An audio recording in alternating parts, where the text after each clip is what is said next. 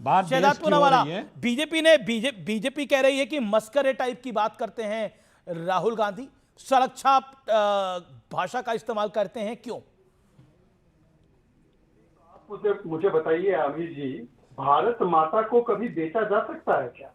किसकी औकात है, किसकी हैसियत है कि वो भारत माता को खरीदने की हिम्मत भी कर सकता है, देख सकता है? पर ये वही व्यक्ति है और वही पार्टी है जो कहती है मोदी की कब्र खोदेगी, जो राष्ट्रपति, पहली आदिवासी राष्ट्रपति को राष्ट्रपत्नी कहती है। ये वही पार्टी है जो कहती है भारत एक राष्ट्र नहीं। ये वही पार्टी है जो कहती है कि भारत का लोकतंत्र मर चुका है, यूएस और यूके को इंटरवीन करना है। ये वही पार्टी है जो कहती है कि भाई भारतीय स्टेट के खिलाफ हमारी लड़ाई है, मोदी के खिलाफ, बीजेपी के खिलाफ नहीं है। और जहां तक सरेंडर है, तो क्योंकि आज हमारे साथ वरिष्ठ नेता बैठे हैं, तो मैं आपको बताता हूँ सरेंडर क्या होता है। सरेंडर वो होता है जब 26/11 के बाद ऑपरेशन सिंदूर जैसा ऑपरेशन तो छोड़ दो, फली मेजर कहने के बाद भी आप वहां पर हमला नहीं करते, अंतर्राष्ट्रीय दबाव में आ जाते हैं, जबकि हमारे इतने लोग मारे गए एक के बाद एक आतंकी हमले में। सरेंडर वो होता है जब आईडब्ल्यूटी में आप 80% पानी पाकिस्तान को दे दो और जब हटाया जाता है तो सैफुद्दीन सोड उसका विरोध करते हैं। सरेंडर वो होता है जब आप कहते हैं कि अक्षय सिंह चला गया तो जाने दो, इसमें वैसे भी कौन सी घास उगती है, तो कोई आपको कहता है कि आपके गंजे सर पर भी बाल नहीं उगते तो उसको भी दे दिया जाए। सरेंडर वो होता है जब यूनाइटेड नेशन सिक्योरिटी काउंसिल की सीट आप चाइना को दे देते हैं। सरेंडर वो होता है जब चाइना का चंदा लेकर आप किस प्रकार से आरसीईपी में जाने की चेष्टा करते हैं और भारत के आर्थिक हितों का सौदा करते हैं क्योंकि आपका एमओयू है। सरेंडर वो होता है जब कच्चा पीहू आइलैंड जो मछुआरों के लिए अति महत्वपूर्ण था उसको आप 1974 में दे देते हो। 65 में तो हमारी जीत हुई थी, युद्ध की जीत हुई थी ना, तो 68 में आपने रान ऑफ कच्छ का जमीन क्यों पाकिस्तान को दे दिया था? सरेंडर वो होता है। सरेंडर वो होता ओके है okay okay okay okay, Akhilesh ji की बारी है। अमित जी मात्र 10 सेकंड। आज मैं आपको सबसे बड़ा प्रमाण लाया हूँ सरेंडर का, क्योंकि सुधांशु जी के लिए लास्ट मिनट में रिप्लेसमेंट बैटिंग में आया हूँ, पर मैं सुधांशु जी वाला तथ्य लेकर आया हूँ। अमित जी, मैं एक कागज पढ़ूंगा, आप हिल जाओगे सुनकर। 1974 की पार्लियामेंट की डिबेट, इंदिरा गांधी खड़े होकर बोलती है, भारत सरकार ने जो टेस्ट किया है न्यूक्लियर, मैं उस एक्सपेरिमेंट की पूरी जांच की और न्यूक्लियर टेक्नोलॉजी पाकिस्तान को देने के लिए तैयार हूं। अब मैं अखिलेश जी से पूछना चाहता हूं, आप पाकिस्तान को हमारी न्यूक्लियर टेक्नोलॉजी देना चाहते थे? 1990 में जब न्यूक्लियर टेस्ट करवाया जा रहा था तो आपने रोक दिया, फिर वाजपेयी जी को करवाना पड़ा। फिर 1990 में आपने ओके ओके ओके ओके, जवाब लंबा नहीं मूवमेंट पाकिस्तान को बताया जाए। ये बेशर्मी okay okay, Shehzad Poonawalla, you made your point. आपने अपनी बात को रख लिया, लेकिन एक बात बताइए अखिलेश जी, भारत माता कैसे बेची जा सकती है? कैसे बेची जा सकती है? ये शब्द आपको नहीं लगता ये गलत शब्द है? इनको एक्सपेंज भी कर दिया गया, एक्सपेंज करने की भी डिमांड हुई। क्या आपको लगता नहीं है कि कहीं ना कहीं भाषा की मर्यादा लांघी जा रही है बार बार? अमीर जी, अब देखिए ये यहाँ पे सरेंडर कौन है? आपने बहस के शुरुआत में कहा कि 50-50 सेकंड, सुन लीजिए, 50-50 सेकंड दिए जाएंगे। अखिलेश जी आप पहले बोलिए। मेरे 50 सेकंड में आपने एक बार टोका और 3.5 मिनट से आजाद पूनावाला बोले, मैं स्टॉप वॉच लगा कर रखा हूं और आपने एक लफ्ज नहीं बोला। यहां देखिए सरेंडर कौन है?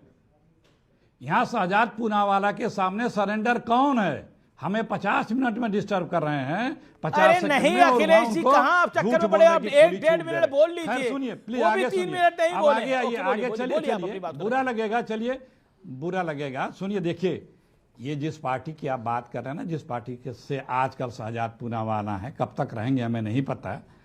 ये पार्टी कभी देश के साथ थी ही नहीं। 47 तक अंग्रेजों के साथ थी, अब इन्हें सत्ता मिल गई तो चीन और अमेरिका के साथ है। इस देश के साथ रहना सीख लो भाई।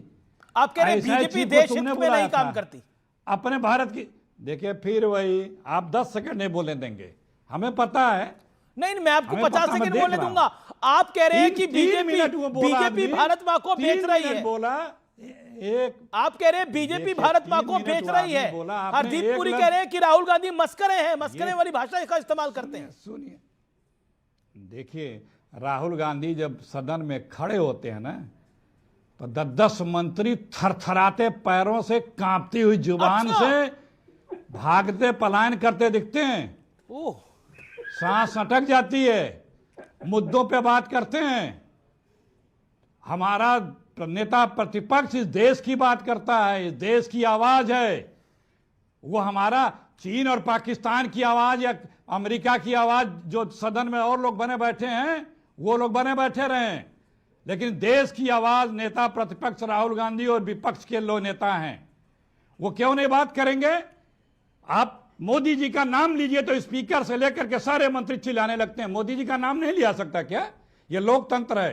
तानाशाह ही अपने से सवालों से डरता है, घबराता है और उसका असहमति से वो उसे बुरा लगता है। लेकिन जब लोकतंत्र है तो नेता प्रतिपक्ष भी है, नेता प्रतिपक्ष जब है, विपक्ष जब है सदन में, तो वो सरकार से सवाल करेगा।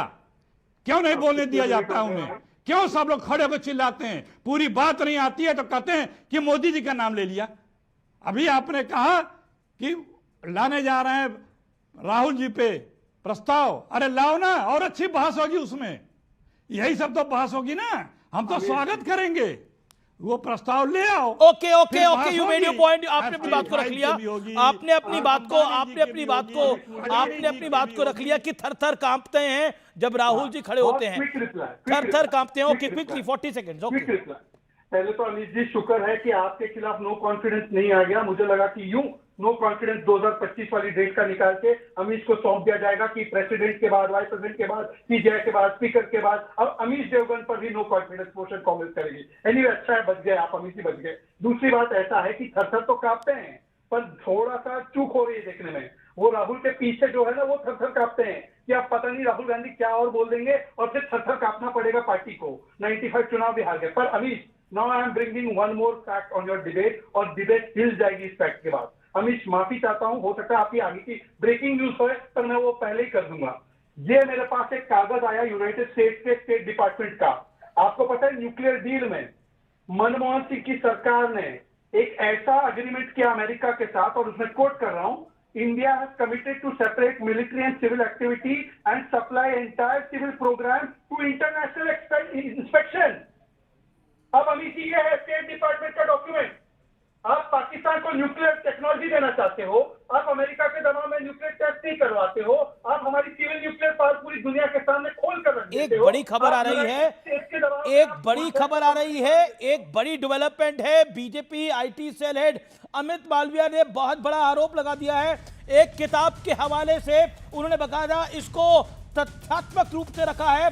सीआईए ने भारतीय राजनीति में 2 बार हस्तक्षेप किया। सीआईए ने कांग्रेस पार्टी को पैसे दिए थे। सरेंडर शब्द बोलने वाले अपना इतिहास पढ़ ले, सीधे तौर पे बोला गया है। अखिलेश जी, इसका जवाब क्या है? मैं फिर बाकी लोगों के पास चलूंगा। सीधे तौर पर, कथित तौर पर एक किताब का हवाला दिया गया है, और वो डैनियल जो किताब है उसके अंदर पॉल एम मैकगर की किताब है, स्पाइंग इन साउथ एशिया। उसमें क्लियर कट लिखा हुआ है कि दोनों बार सीआईए ने कांग्रेस पार्टी को पैसे दिए थे ताकि केरल और पश्चिम बंगाल में कम्युनिस्ट की सरकारें नहीं बने।